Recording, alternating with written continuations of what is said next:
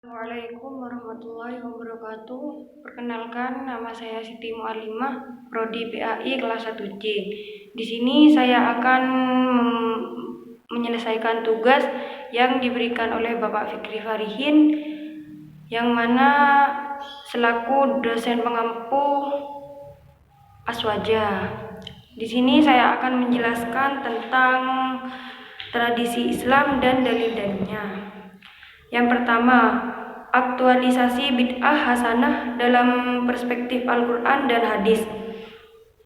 Tema bid'ah selalu hangat dan aktual untuk dibicarakan. Hal ini di samping karena memang banyak terjadi problem di masyarakat yang berkaitan dengan bid'ah. Juga dari waktu ke waktu selalu hadir kelompok-kelompok yang menolak berbagai aktivitas dan tradisi keagamaan masyarakat dengan alasan bid'ah. Oleh karena itu, tulisan ini bermaksud mengupas bid'ah dalam perspektif Al-Quran, hadis, dan aqwal para ulama yang otoritatif, terutama para ulama yang menjadi rujukan utama kaum salafi atau hambali. Definisi bid'ah. Imam Izzuddin Abdul Aziz bin Abdissalam, ulama terkemuka dalam mazhab Syafi'i, mendefinisikan bid'ah dalam kitabnya Qawaid al-Ahkam fi Maslilil al-Anam sebagai berikut. Al-bid'atu fi'lu ma lam yu'had fi asri Rasulillah. Bid'ah adalah mengajarkan sesuatu yang tidak pernah dikenal pada masa Rasulullah. Qawaid al-Ahkam fi Mashalil al-Anam.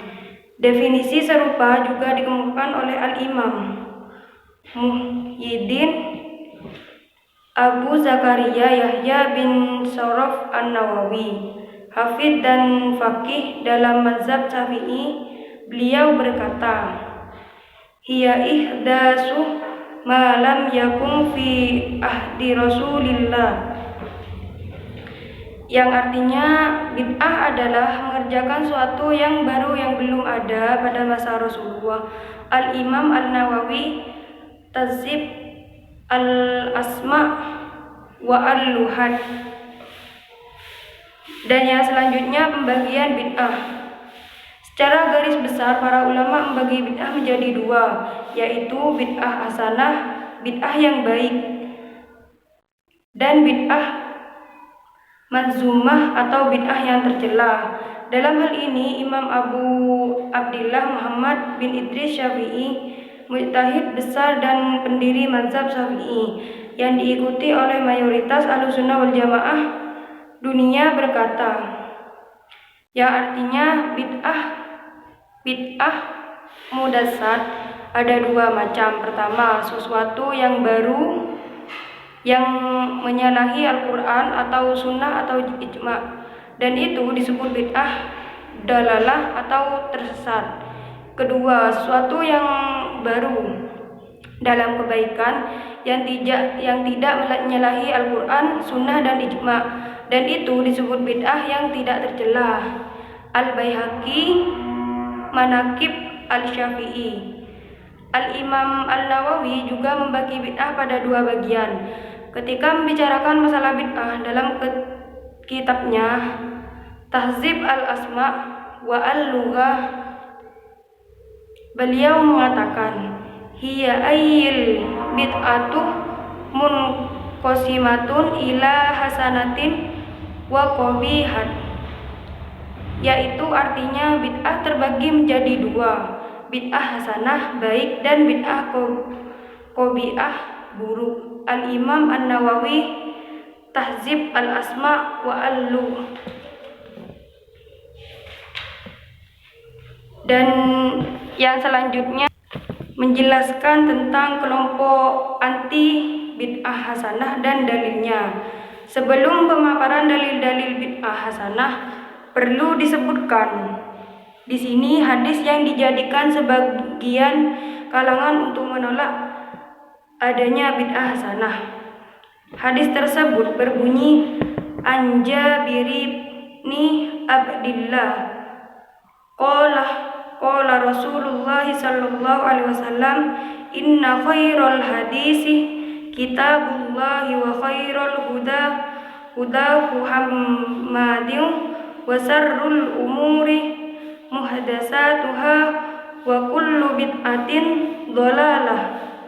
Yang artinya, Jibir bin Abdullah berkata, Rasulullah SAW bersabda, sebaik-baik ucapan adalah kitab Allah, sebaik-baik petunjuk adalah petunjuk Muhammad, sejelek-jelek perkara adalah perkara yang baru, dan setiap bid'ah itu kesesatan.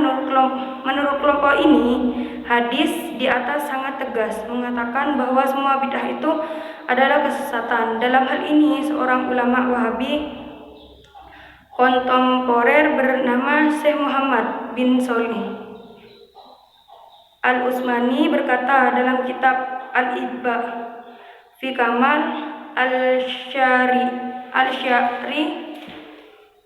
wa Qathar Al-Ibtida, atau kreasi tentang kesempurnaan syarak dan bahayanya bid'ah.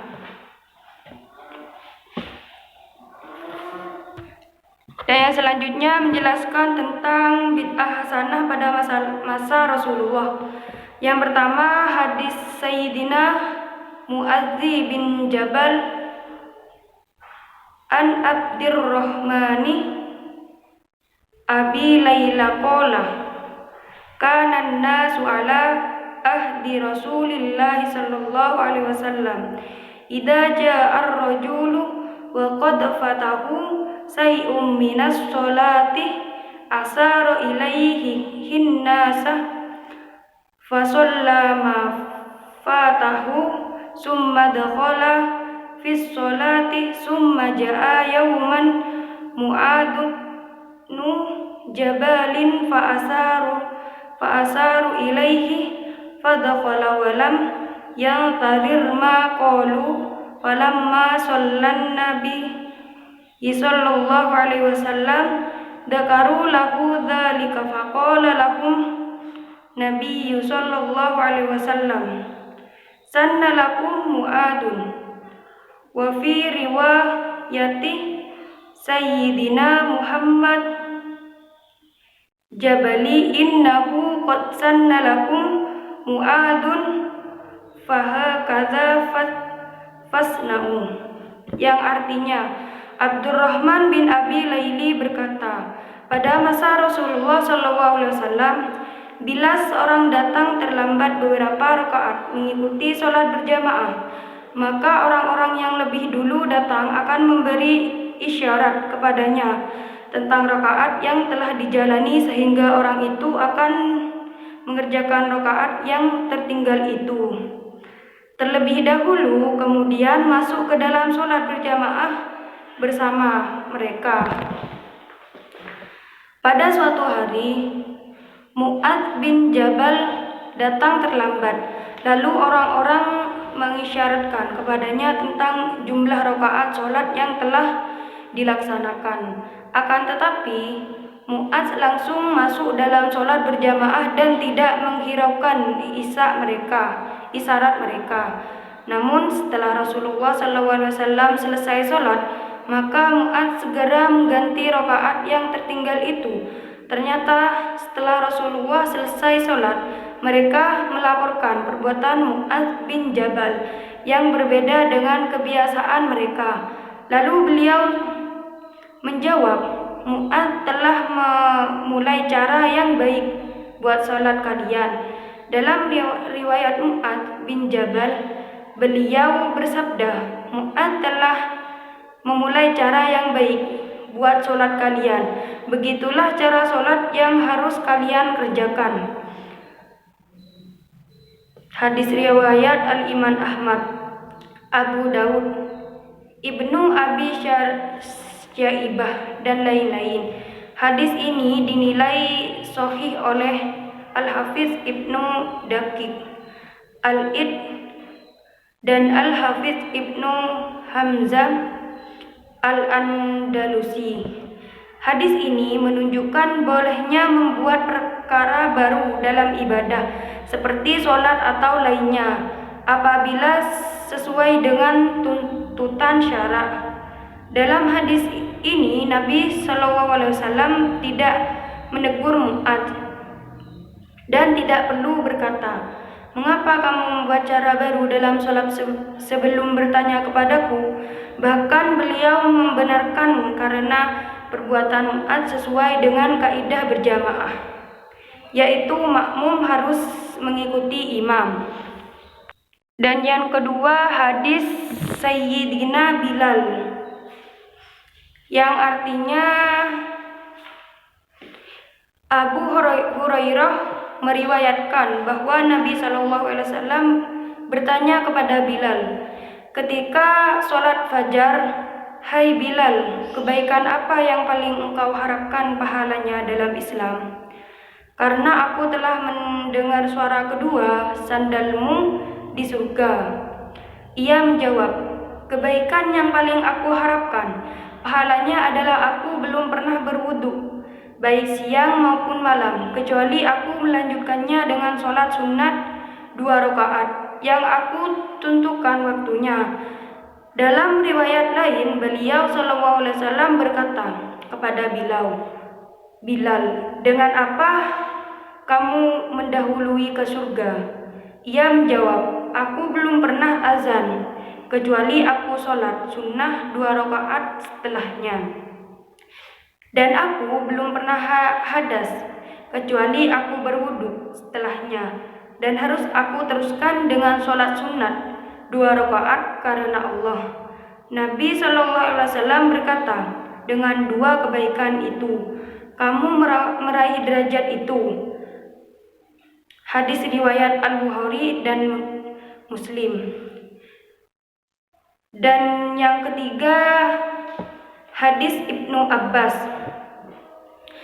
yang artinya Sayyidina Ibnu Abbas berkata, "Aku mendatangi Rasulullah pada akhir malam, lalu aku sholat di belakangnya. Ternyata beliau mengambil tanganku dan menarikku lurus ke sebelahnya. Setelah Rasulullah SAW mulai sholatnya, aku mundur ke belakang. Lalu Rasulullah menyelesaikan sholatnya. Setelah aku mau pulang, beliau berkata, 'Ada apa? Aku tempatkan kamu harus di sebelahku, tetapi kamu malah mundur.' Aku menjawab, 'Ya Rasulullah, tidak selayaknya bagi seorang sholat harus lurus di sebelahmu, sedang engkau Rasulullah yang telah menerima karunia dari Allah.' Ibnu Abbas berkata, ternyata beliau senang dengan jawabanku, lalu mendoakanku agar Allah senantiasa menambah ilmu dan pengertianku terhadap agama. Hadis sahih. Hadis riwayat Al-Imam Ahmad. Dan yang keempat, hadis Ali bin Abi Thalib, yang artinya Sayyidina Ali berkata, "Abu Bakar bila membaca Al-Quran dengan suara lirih, sedangkan Umar dengan suara keras, dan Ammar apabila membaca Al-Quran mencampur surah ini dengan surah itu." Kemudian hal itu dilaporkan kepada Nabi, sehingga beliau bertanya kepada Abu Bakar, "Mengapa kamu membaca dengan surah lirih?" Ia menjawab, "Allah dapat mendengar suaraku walaupun lirih." Lalu bertanya kepada Umar, "Mengapa kamu membaca dengan suara keras?" Umar menjawab, "Aku mengusir setan dan menghilangkan kantuk." Lalu beliau bertanya kepada Ammar, "Mengapa kamu mencampur surah ini dengan surah itu?" Ammar menjawab, "Apakah engkau pernah mendengarku mencampurkan dengan sesuatu yang bukan Al-Quran?" Beliau menjawab, "Tidak." Lalu beliau bersabda, "Semuanya baik." Dan yang selanjutnya hadis Ammar bin Al-As, yang artinya Ammar bin Al-As ketika dikirim dalam peperangan, Zat al-Salasil berkata, Aku bermimpi basah pada malam yang dingin sekali. Aku mau mandi, tapi takut sakit. Akhirnya aku bertayamum dan menjadi imam sholat subuh bersama sahabat-sahabatku. Setelah kami datang kepada Rasulullah, mereka melaporkan kejadian itu kepada Rasulullah. Beliau bertanya, "Hai Ammar, mengapa kamu menjadi imam sholat bersama sahabat-sahabatmu sedangkan kamu junub?" Aku menjawab, "Aku teringat firman Allah, dan janganlah kamu membunuh dirimu. Sesungguhnya Allah adalah Maha Penyayang kepadamu." Quran Surat An-Nisa ayat 29. Maka aku bertayamum dan sholat, lalu Rasulullah tersenyum dan tidak berkata apa-apa. Dan yang keenam, hadis Umar bin Al-Khattab an Sayyidina Umar qala ja'a rajulun wan nasu fis sholati faqala hina wasala ila soffi Allahu akbar kabirun walhamdulillahi katsira wa subhanallahi bukratan wa asila. Falamma qadan nabiyyu sallallahu alaihi wasallam sholatahu qala man sahibul kalimati qala ar-rajulu ana ya Rasulullah wallahi ma aradnu biha illal khairah. Qala laqad ra'aitu abwabas samai futihat lahunna. Qala ibnu Amarah fama taraktahunna mundu sami'tuhun. Umar berkata, seorang laki-laki datang pada saat sholat berjamaah didirikan. Setelah sampai saf, laki-laki itu berkata, Allahu Akbar, dan seterusnya. Siapa yang mengucapkan kalimat tadi? Laki-laki itu menjawab, saya, ya Rasulullah, demi Allah, saya hanya bermaksud baik dengan kalimat itu. Beliau bersabda, sungguh aku telah melihat pintu-pintu langit terbuka menyambut kalimat itu. Ibnu Umar berkata, aku belum pernah meninggalkannya sejak mendengarnya. Dan yang ketujuh, hadis Rifa'ah bin Rafi, yang artinya Rifa'ah bin Rafi berkata, suatu ketika kami sholat berjamaah bersama Nabi SAW. Ketika beliau bangun dari ruku, beliau berkata, Sami Allahu liman hamidah. Lalu seorang laki-laki belakang berkata, Rabbana walakal hamdu hamdan katsira syayyiban mubarakan fi. Setelah selesai sholat, beliau bertanya, siapa yang baca kalimat tadi? Laki-laki itu menjawab, saya. Beliau bersabda, aku telah melihat lebih 30 malaikat berebutan menulis pahalanya. Dan yang selanjutnya tentang bid'ah hasanah setelah Rasulullah wafat. Yang pertama, penghimpunan Al-Quran dalam mushaf, yang artinya Sayyidina Umar mendatangi Khalifah Abu Bakar dan berkata, wahai Khalifah Rasulullah, saya melihat pembunuhan dalam peperangan Yamamah telah mengorbankan para penghafal Al-Quran. Bagaimana kalau Anda menghimpun Al-Quran dalam satu mushaf? Khalifah menjawab, bagaimana kita akan melakukan sesuatu yang belum pernah dilakukan oleh Rasulullah? Umar berkata, demi Allah ini baik. Umar terus meyakinkan Abu Bakar, sehingga akhirnya Abu Bakar menerima usul Umar.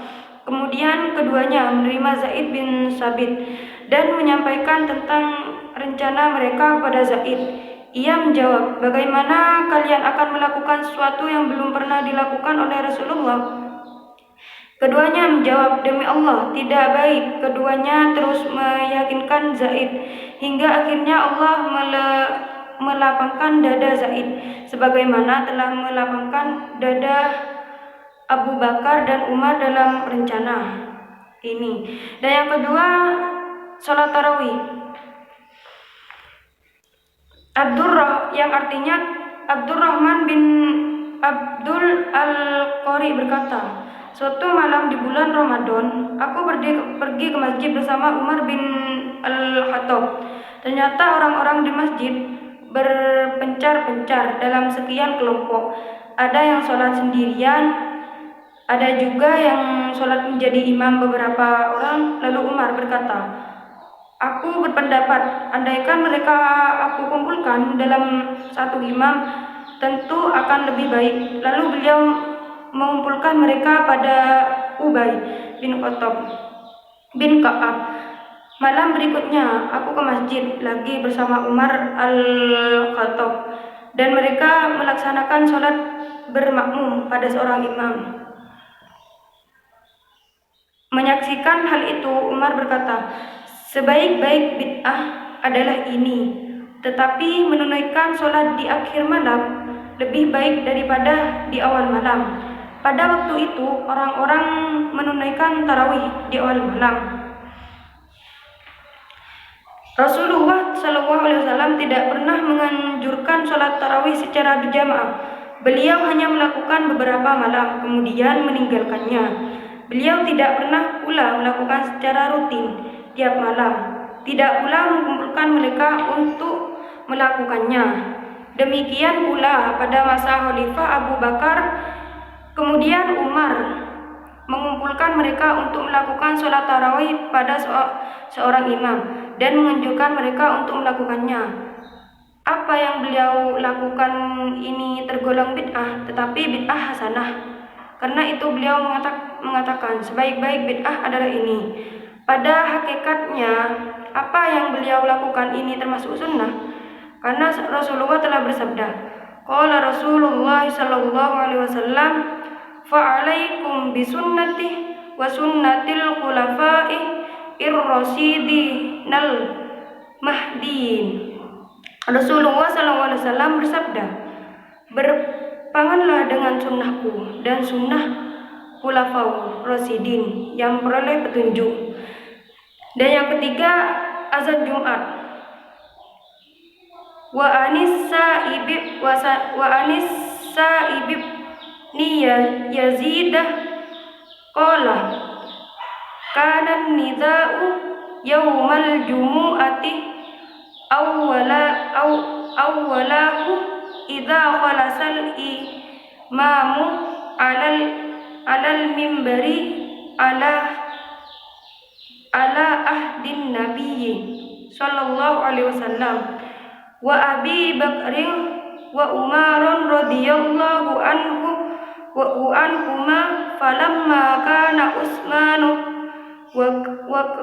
wa kasuranna suzadan nida as-salisa ala zawra'i wa hiya darum fi suqil madinati, yang artinya Al-Sa'id bin Yazid berkata, pada masa Rasulullah, Abu Bakar dan Umar azan Jumat pertama dilakukan setelah imam duduk di atas mimbar. Kemudian pada masa Utsman dan masyarakat semakin banyak, maka beliau menambah azan ketiga di atas Zawra, yaitu nama tempat di pasar Madinah. Nah, yang selanjutnya yang nomor 4, sholat sunnah sebelum sholat id dan sesudahnya. Al-Walid bin Sari berkata, pada suatu hari raya kami keluar bersama Amirul Mukminin Ali bin Abi Thalib, lalu beberapa orang dari sahabat beliau menanyakan tentang melakukan sholat sunat sebelum sholat id dan sesudah, tetapi beliau tidak menjawabnya.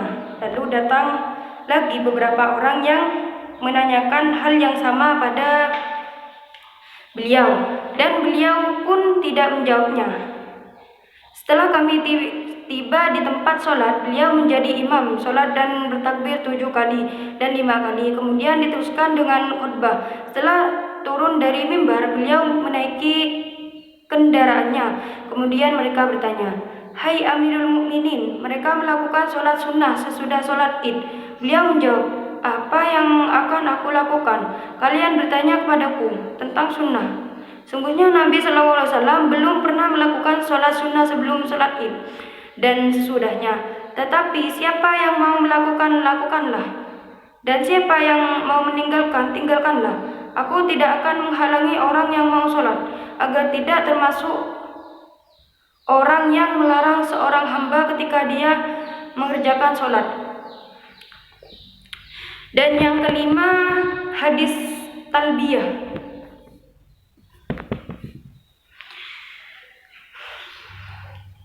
Abdullah bin Umar meriwayatkan bahwa doa talbiyah yang dibaca oleh Rasulullah ketika menunaikan ibadah haji.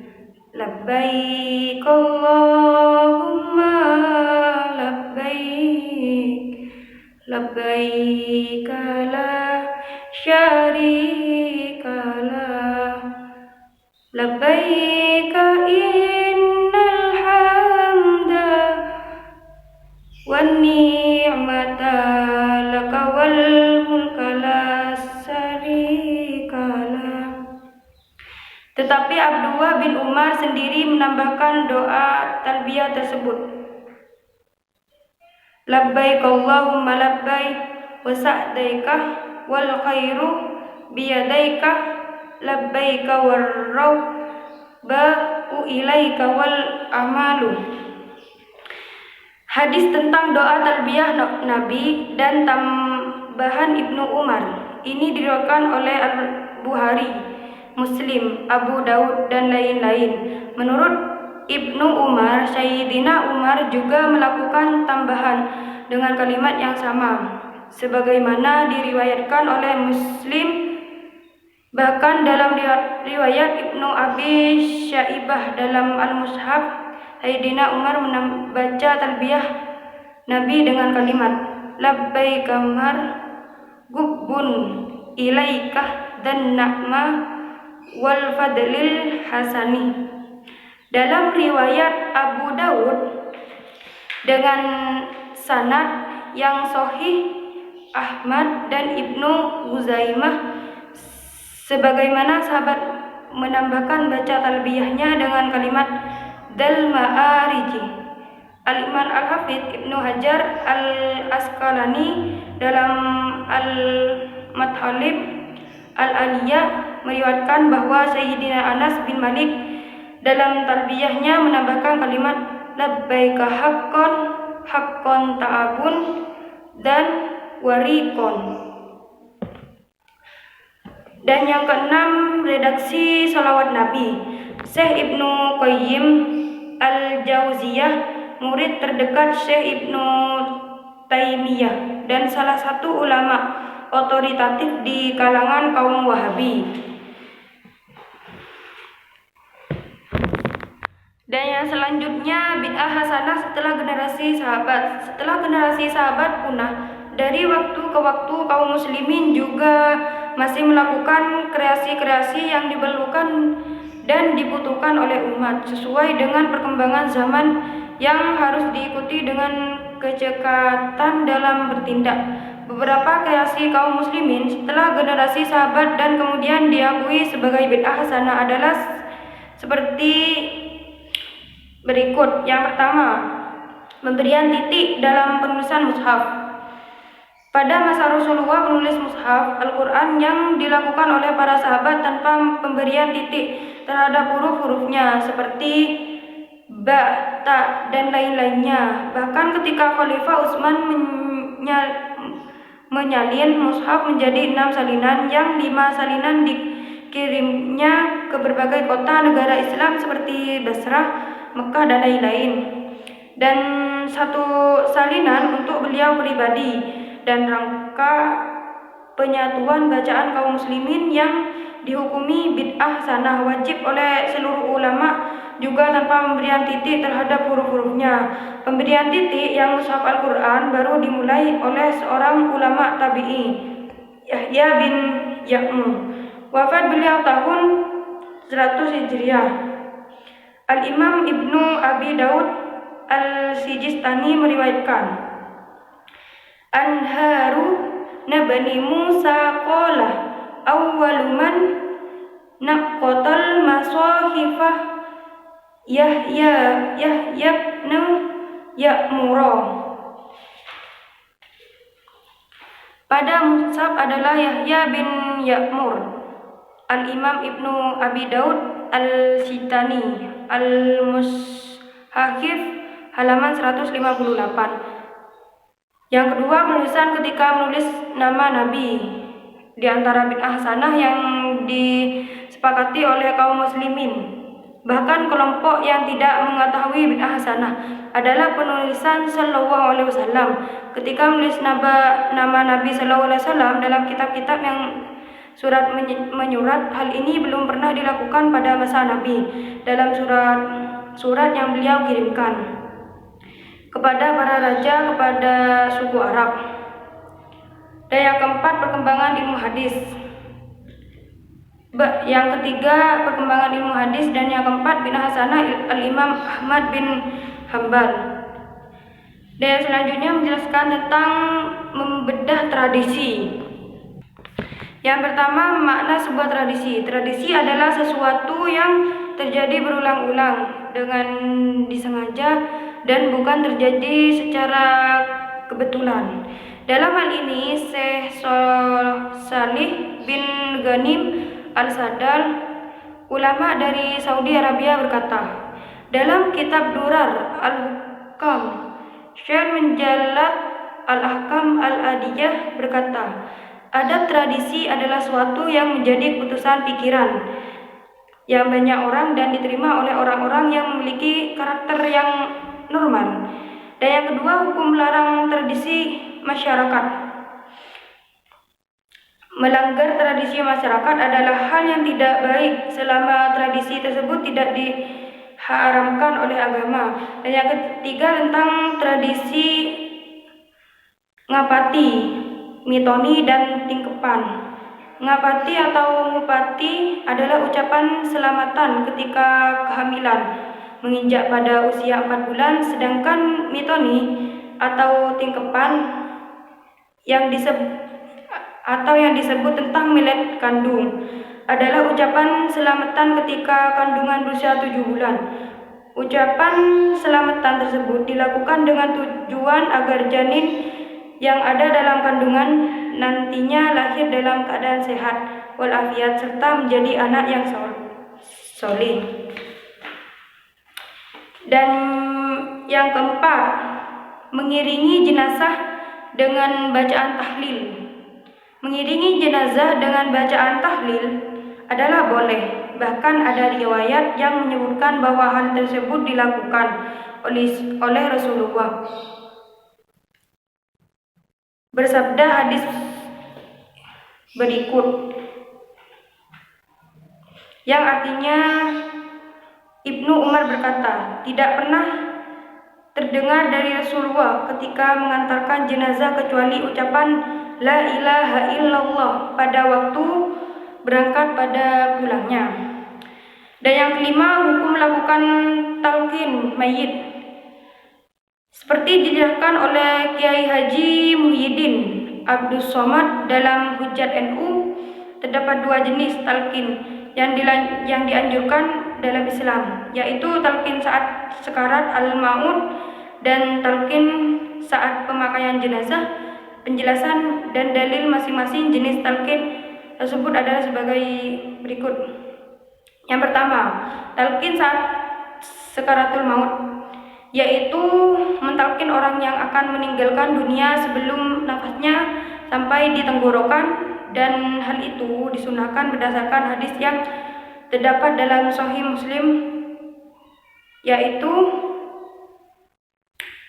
dari Abi Sa'id Khudri, Rasulullah bersabda, talqinkanlah orang yang akan mati di antara kamu dengan ucapan La ilaha illallah Sekelompok pengikut Imam Al-Syafi'i menganjurkan agar bacaan tersebut ditambah dengan ucapan Muhammad Rasulullah. Namun mayoritas ulama mengatakan tidak perlu ditambah dengan bacaan tersebut. Dan yang kedua, talqin saat pemakaian jenazah. Imam Al-Nawawi dalam Az-Zakar menjelaskan bahwa membaca talqin untuk mayit setelah dimakamkan adalah perbuatan sunnah.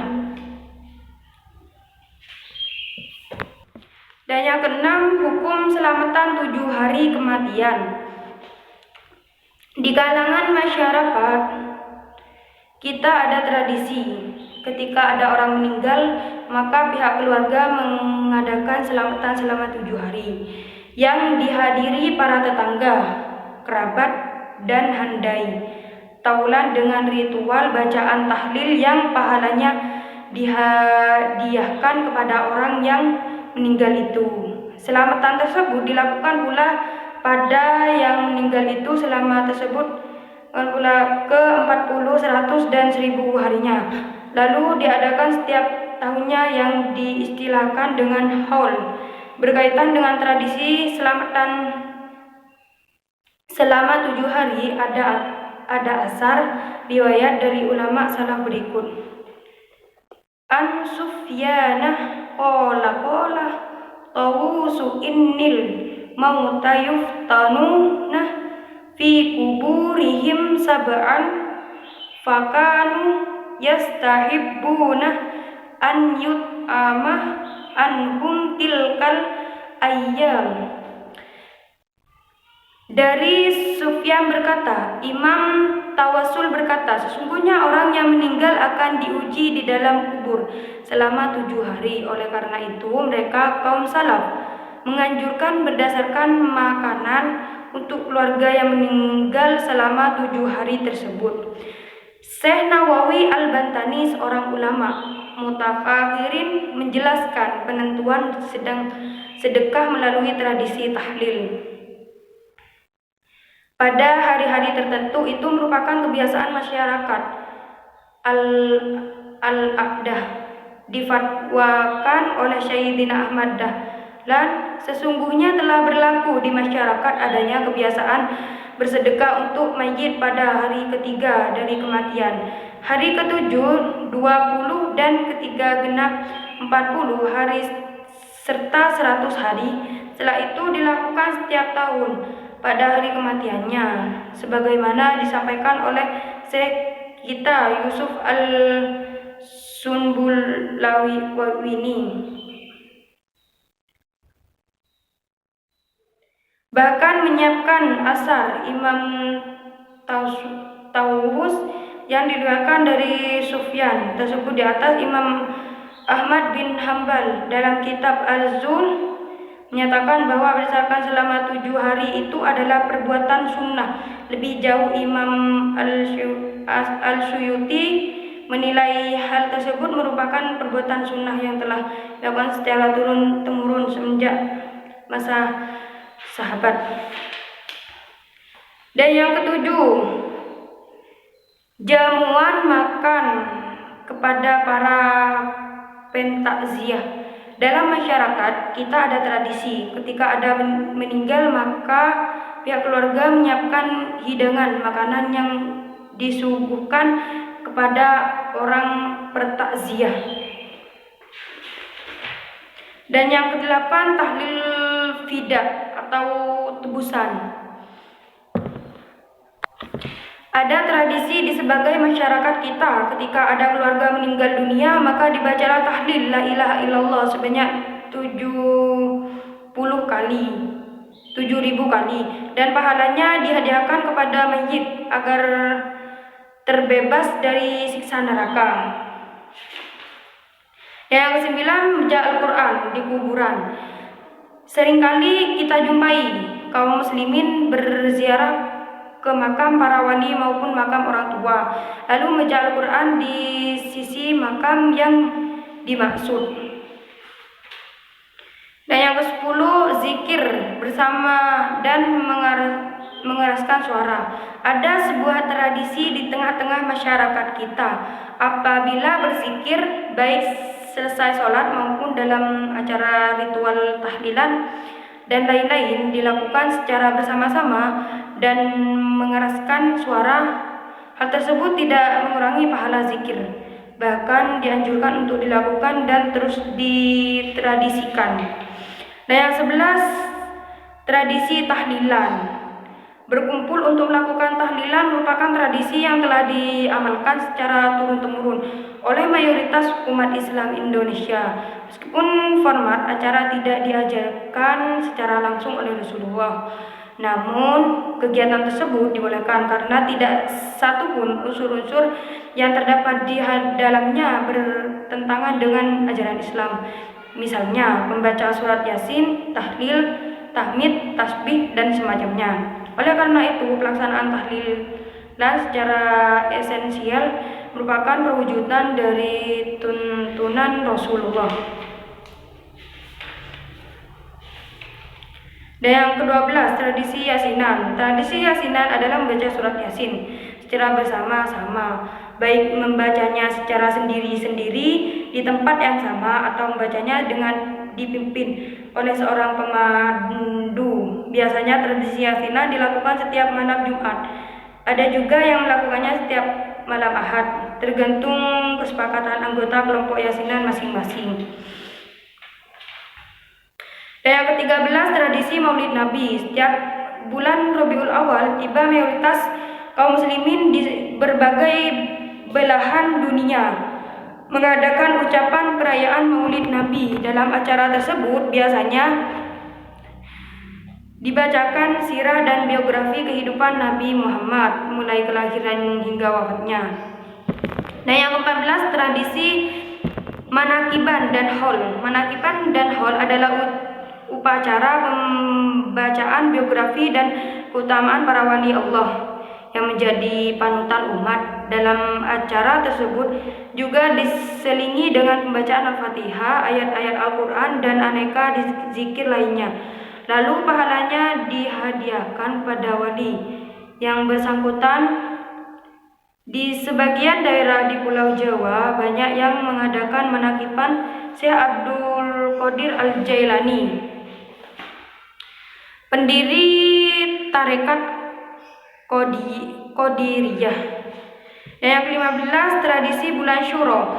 Pada 10 hari pertama bulan Muharram, kaum muslimin di berbagai belahan dunia banyak menunaikan ibadah puasa sunnah, terutama tanggal 9 dan 10 di tanah air.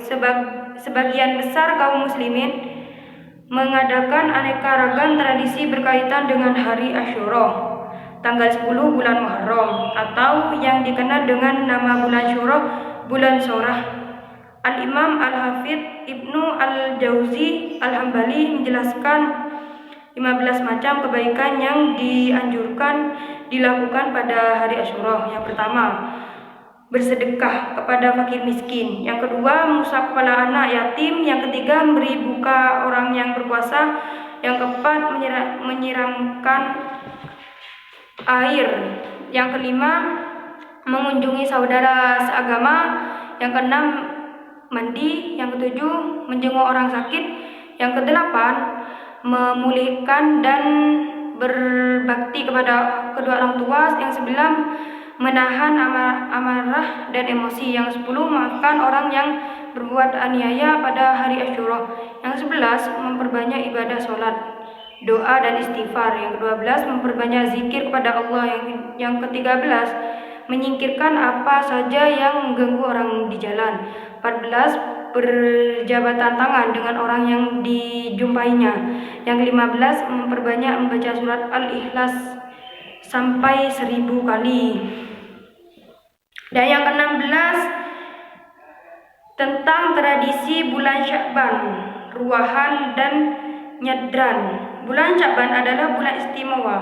Pada bulan Sya'ban, semua amalan manusia dilaporkan kepada Allah. Nabi SAW sendiri memperbanyak puasa pada bulan Sya'ban, melebihi puasa beliau pada bulan-bulan yang lain.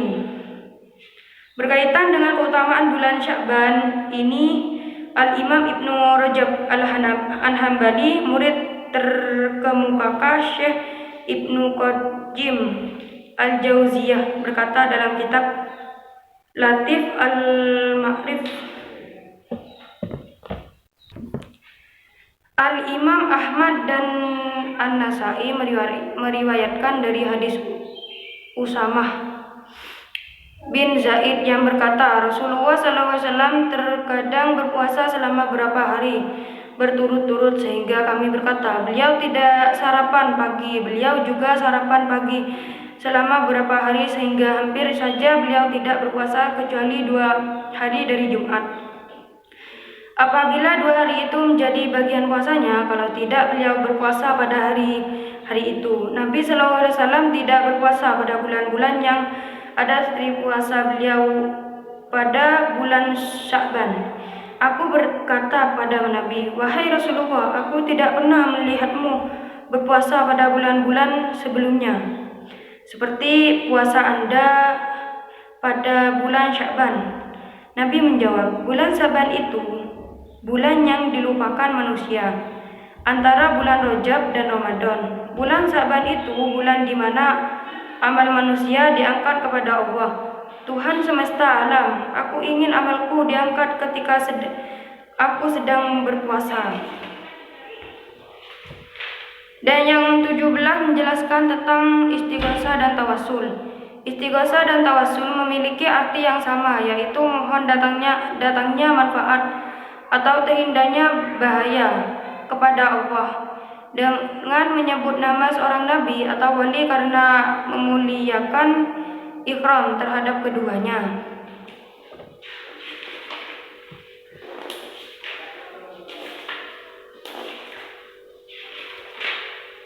Dan yang 18, khasiat ayat Al-Quran, hizib dan doa.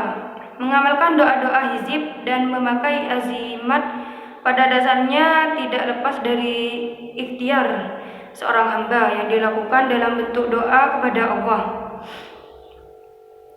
Memulai amalan itu, jadi sebenarnya membaca hizib dan memakai azimat tidak lebih sebagai salah satu bentuk doa kepada Allah, dan Allah sangat menganjurkan seorang hamba untuk berdoa kepadanya. Allah berfirman, Id'uni astajib lakum, berdoalah kamu, niscaya aku akan mengabulkan untukmu. Ada beberapa dan yang ke-19, sholat sunnah qobliyah Jumat. Sebelum khutbah dikumandangkan oleh khotib dari ritual sholat jamaah, kaum muslimin di tanah air biasanya melakukan sholat sunnah qobliyah Jumat, sebagaimana besar masyarakat melakukannya 2 rakaat. Tetapi banyak pula yang melakukan 4 rakaat, seperti di daerah Kalimantan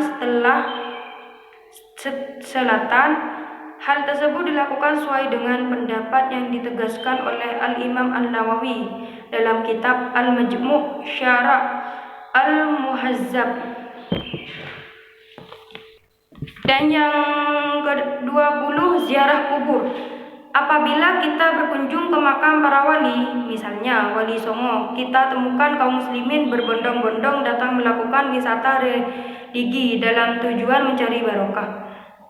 Di samping makam para kekasih Allah itu, kita saksikan kaum muslimin membaca Al-Quran, tahlilan dan aneka zikir lainnya dengan khusyuk dan penuh khidmah. Kemudian diiringi dengan tawassul dan tabarruk dengan harapan semua hajat mereka dikabulkan oleh Allah. Ziarah makam para wali merupakan tradisi kaum muslimin sejak generasi salaf yang salih. Dan yang ke-21, tradisi bulan Safar. Pada bulan Safar banyak sekali kaum muslimin di tanah air yang melakukan tradisi bersedekah dengan membuat bubur syafar atau tajin safar. Bubur tersebut dibuat secara khas dan dibagi-bagikan kepada keluarga dan tetangga sekitar dengan tujuan menolak malapetaka. Hal tersebut karena ada sebuah hadis sahih berikut. An Abi Hurairah Qala inna Rasulullah sallallahu alaihi wasallam qala adwa wala safara wala hamah. Dari Abu Hurairah, Rasulullah bersabda, tidak ada penyakit menular, tidak ada kepercayaan datangnya sial dari bulan Safar, tidak ada kepercayaan bahwa orang mati rohnya menjadi burung yang terbang.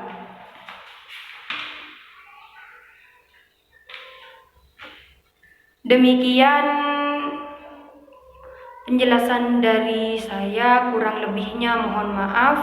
Wassalamualaikum warahmatullahi wabarakatuh.